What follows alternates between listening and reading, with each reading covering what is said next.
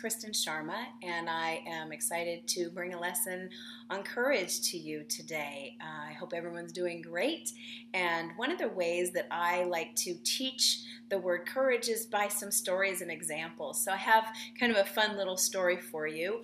I am a singer-songwriter, but I haven't always been a singer-songwriter. It took courage to create that for myself. So I have kind of a fun story. When I was about 15 years old, my mom overheard me singing, and she said to me, "You have a beautiful voice. Why aren't you trying out for chorus or choir at the time?" And I said, "I'm just too scared. I get nervous at the tryouts and I don't sound very good and I just don't want to do it." And she said, "Well, why don't you get the courage to ask someone for help?"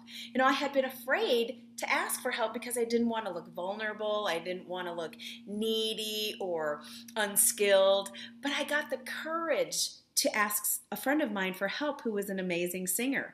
And so she helped me with a song, and I went to the tryouts for choir, and when it was time for me to go look on the door as to who made the swing choir, I looked at the bottom because I thought for sure, if I was going to be on the list, that's where I would be. And as I went up the list, I didn't see my name, and I started getting worried.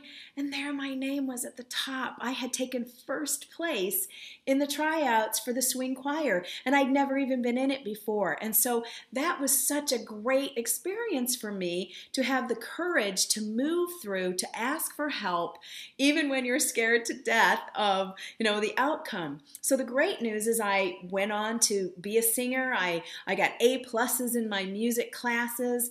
And then I was asked to sing the national anthem at a university game where there would be about 15,000 people in the audience. And I was just, again, I was scared. And so I said to my mom, "What do I do? I want to do it, but I'm scared. I don't want to do it."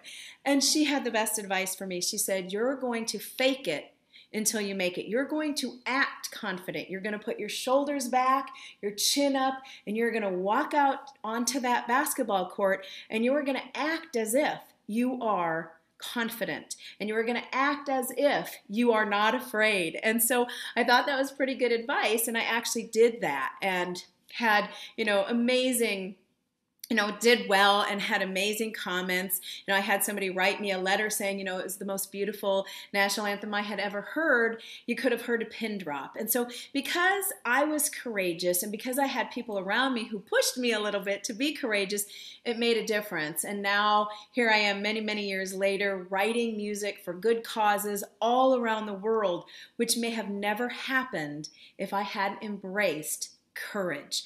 Courage to do what you know is right. Courage to do what, even though it's a little bit scary, you push through the fear and you do it anyways. And sometimes you're going to have to ask for help, and that's okay. It takes courage to ask for help, and it sometimes takes courage to do what you know is the right thing. So I hope that story inspires you. I hope you use your courage today to do something that kind of makes you maybe a little bit afraid, but you know that it's the right thing to do, and it's the right thing for you, it's the right thing for other people. And so go be courageous today and do something that takes a little bit of courage. I inspire you to do that, and I hope you have a wonderful day. Take care. This is Kristen Sharma signing off.